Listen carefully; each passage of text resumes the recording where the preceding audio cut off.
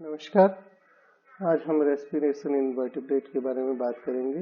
मैं doctor Prakash Chandra Sharma, department of zoology, सम्राट Prithviraj Chauhan government college Ajmer. तो जब हम रेस्पिरेशन की बात करते हैं तो सबसे पहले याद रखिए कि रेस्पिरेशन इज प्रोसेस, प्रक्रिया है of obtaining oxygen from external environment and eliminating carbon dioxide. तो इस डेफिनेशन के आधार पर दो प्रकार का रेस्पिरेशन हो सकता है। वन इज एक्सटर्नल रेस्पिरेशन और सेकंड इज इंटरनल रेस्पिरेशन।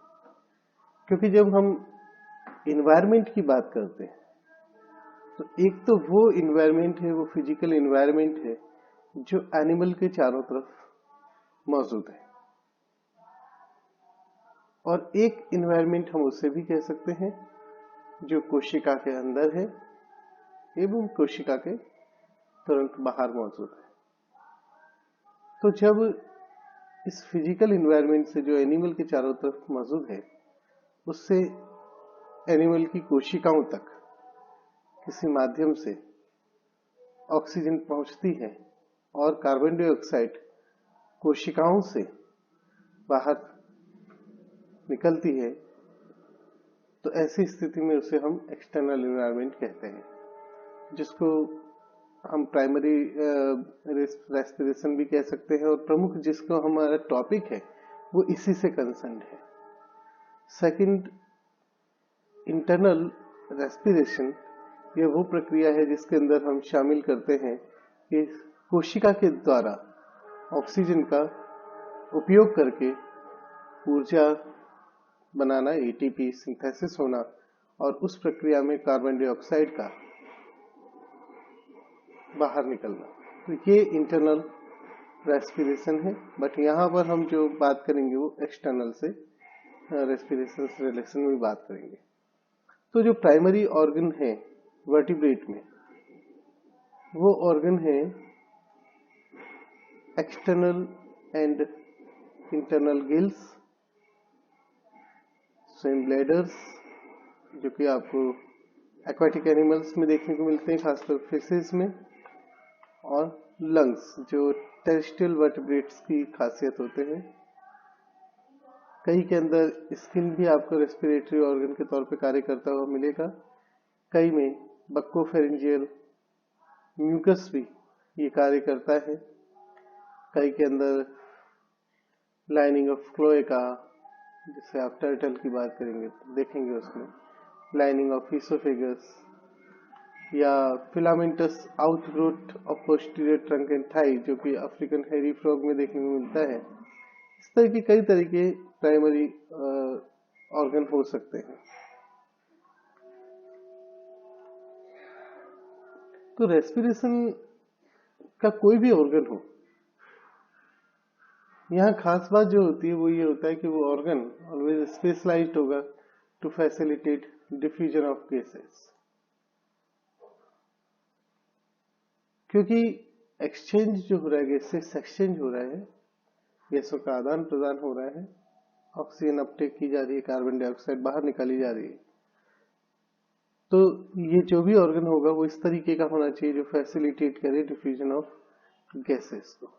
तो इस आधार पे यहाँ पे हम देखते हैं कि रेस्पिरेटरी ऑर्गन में जो डिफ्यूजन बैरियर है वो स्मॉल होगा या स्मॉल होना चाहिए। दूसरा, फैसिलिटेट करने के लिए जो सरफेस एरिया है, ताकि जो कांटेक्ट है एक्सटर्नल एनवायरनमेंट का और बॉडी में ऑक्सीजन को सर्कुलेट करने के लिए जो मैकेनिज्म है, जैसे सर्कुलेटरी सिस्टम, उसके बीच में कांटेक्ट ज्यादा हो सके, तो लार्ज सरफेस एरिया होना आवश्यक है। साथ ही साथ जैसे मैंने आपको बोला कि सर्कुलेटरी सिस्टम जो कि डिस्ट्रीब्यूट करेगा ऑक्सीजन को बॉडी में, तो उसकी रिच सप्लाई होनी चाहिए ताकि ज्यादा वो संपर्क में आए और ज्यादा अच्छे तरह से ऑक्सीजनेट हो। वेंटिलेशन प्रॉपर होना चाहिए। फॉर एग्जाम्पल गिल्स की अगर हम बात करें तो जैसा आपने देखा होगा कि गिल्स के अंदर जो सरफेस एरिया है वो काफी ज्यादा होता है, इसलिए ये ज्यादा एफिशिएंट होते हैं। क्यों ग्रेटर सरफेस एरिया है? क्योंकि हम ये देखें कि हर एक गिल बार से 2 पंक्तियां गिल फिलामेंट की निकली हुई होती है और हर गिल फिलामेंट के साइड में गिल लैमेली होती है, और यही गिल लैमेली बहुत बड़ा एक सरफेस एरिया प्रोवाइड करते हैं। कार्टिलेजिनस फिश में देखें तो इस प्रकार के आपको 5 नेकेड गिल्स दोनों तरफ देखने को मिलेंगे, जबकि बॉनी फिशेस के अंदर आपने देखा होगा कि जो गिल्स है वो ओपरकुलम से ढके हुए होते हैं। खास बात यह है कि जो गिल्स में ब्लड फ्लो की सप्लाई होती है, उसके कैपिलरी बेड में जो ब्लड फ्लो की सप्लाई होती है उसका डायरेक्शन वाटर के फ्लो के डायरेक्शन से अपोजिट होता है, ताकि ज्यादा से ज्यादा समय तक ब्लड और वाटर एक बैरियर के थ्रू, जो डिफ्यूजन बैरियर के थ्रू, स्मॉल डिफ्यूजन बैरियर के थ्रू एक दूसरे के कांटेक्ट में रह सके, ताकि ऑक्सीजनेशन प्रॉपर हो सके। इस तरीके का जो मैकेनिज्म है that is called counter current exchange. तो गिल्स में ये काफी अच्छे से मिलता है। साथ ही साथ एक जो दूसरा बात मैं बताना चाह रहा हूं वो ये है कि फिशेस वाटर को गिल के थ्रू एक्टिवली पंप कर सकती हैं, बॉनी फिशेस थ्रू ओपरकुलम, या पैसिवली ये जो वाटर है जब फिश माउथ खोल करके और वाटर करंट से अपोजिट दिशा में खास करके मूव करती है तेजी से, तो वाटर उसके मुंह में भरने लगता है और थ्रू उस तरह से होता हुआ वो गिल से पास होता है। तो इस परिस्थिति में ये एक पैसिव है, एनर्जी एफिशिएंट प्रोसेस है, जहां पर एनर्जी का ज्यादा यूज नहीं करना पड़ता वेंटिलेट करने के लिए। तो इस प्रकार का जो पैसिव वेंटिलेशन है that is called RAM ventilation. तो रैम वेंटिलेशन भी आपको फिशेस में देखने को मिलेगा। सेकंड जो स्ट्रक्चर आपको फिशेज में ही देखने को मिलता है that is called swim bladder.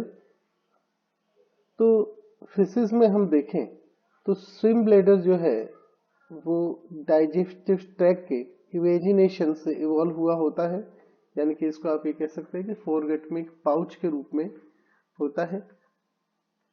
Swim bladders कई प्रकार के होते हैं। जो फाइसोस्टॉम स्विम ब्लैडर्स होते हैं उनमें आप देखेंगे कि ईसोफेगस में एक डक्ट आती है, या ईसोफेगस तक एक डक्ट होती है, और इस कारण से जो फिश है वो एयर को स्वेलो कर सकती है और उस डक्ट के थ्रू होते हुए उसे स्विम ब्लैडर में पुश करती है। हालांकि जो प्राइमरी फंक्शन है स्विम ब्लैडर का, ये माना जाता है कि वो बायंसी प्रोवाइड करता है, लेकिन ये एयर की स्वेलो हो रही है उसके अंदर और उसके अंदर पहुंच रही है, तो संभवतः इसका काम वहां पर, जैसा माना जाता है कि इसका काम वहां पर रेस्पिरेशन से भी रिलेटेड है। जो फाइसोक्लिस्ट टाइप के स्विम ब्लैडर्स होते हैं उनमें किसी प्रकार की कोई डक्ट यद्यपि नहीं होती, लेकिन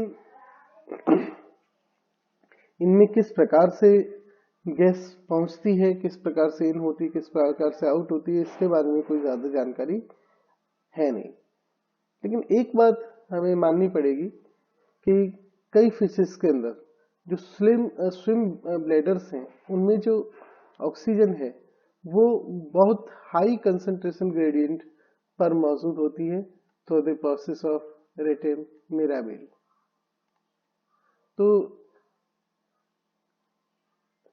रेटिन मिराबिल प्रोसेस में क्या होता है कि ये एक इसके अंदर जो कैपिलरी नेटवर्क है, ब्लड कैपिलरी नेटवर्क है, वहां पर एट्रियल और वीनस जो कैपिलरीज हैं उनके बीच में काउंटर करंट एक्सचेंज होता है। इसके बारे में मैं आपको बता चुका हूं। साथ ही साथ जो गैस ग्लैंड है वो ब्लड की एसिडिटी को इंक्रीज करती है, और क्योंकि यहाँ ब्लड की एसिडिटी भी इंक्रीज हो रही है, साथ ही साथ काउंटर करंट मैकेनिज्म हो रहा है, काउंटर करंट एक्सचेंज हो रहा है कार्बन डाइऑक्साइड और अदर आयन का। तो इसके कारण, एसिडिटी बढ़ने के कारण जो हीमोग्लोबिन है वो अपना जो ऑक्सीजन है उसे रिलीज कर देता है, और ये जो ऑक्सीजन है वो स्विम ब्लैडर में एक्टिवली डिफ्यूज कर दी जाती है। तो यहाँ पर स्विम ब्लैडर में जो मौजूद ऑक्सीजन है वो एटमॉस्फेरिक प्रेशर से कई गुना ज्यादा मौजूद हो सकती है। तो हमने ये स्विम ब्लैडर के बारे में पढ़ा। तो जो गैस है वो ओवल बॉडी पर वापस रीअब्सॉर्ब हो सकती है by infusion of capillaries with blood to allow diffusion. तो शुरुआत में ये माना जाता था कि जो स्विम ब्लैडर है वो बायंसी से रिलेटेड है, लेकिन ये कोई मुश्किल नहीं कि हम ये कल्पना करें या ये माने कि इसकी गैस एक्सचेंज में एक पॉजिटिव एडेप्टिव एडवांटेज है, क्योंकि जैसे आपने देखा यहाँ ऑक्सीजन हाई कंसंट्रेशन पे मौजूद होती है, साथ ही साथ गैस का एक्सचेंज हो सकता है, काउंटर करंट मैकेनिज्म है, कैपिलरी बेड मौजूद है। तो ये सब चीजें इस बात की संभावना व्यक्त करती हैं या इस बात के संकेत करती हैं कि स्विम ब्लैडर का रेस्पिरेशन में इम्पोर्टेंट रोल है। इसके अलावा बाकी जो मैकेनिज्म है हम वो नेक्स्ट टाइम पर देखेंगे। धन्यवाद।